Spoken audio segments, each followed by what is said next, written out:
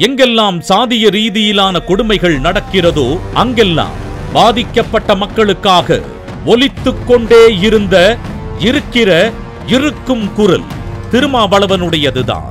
சாதி ஒழிப்பு போராட்டத்தில் அனைத்து ஜனநாயக சக்திகளையும் இணைக்கும் கரமும் திருமாவளவனுடையதுதான்.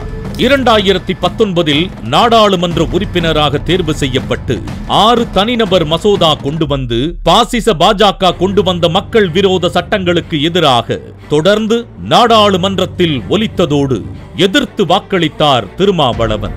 2024 தேர்தலிலும் பாசிச சக்திகள் ஆட்சிக்கு வந்துவிடக் கூடாது என திருமாவளவன் காட்டிய முனைப்பு அபரிமிதமானது.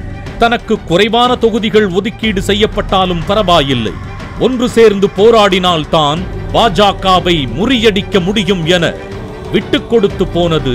திருச்சியில் தேர்தல் சமயத்தில் தேசம் காப்போம் பேரணியை வெற்றிகரமாக நடத்தி இந்தியாவையே திரும்பி பார்க்க வைத்தது. காங்கிரஸ் இல்லாத திமுக கூட்டணி அமைந்தால் அது பாஜகவுக்கு சாதகமாகத்தான் அமையும். அந்த முடிவை திமுக தலைவர் ஸ்டாலின் எடுக்கக்கூடாது என அறிவுறுத்தியது என தேர்தல் தளத்திலும் ஆட்சி மன்றத்திலும் எழுச்சி தமிழர் செய்தது ஏராளம்.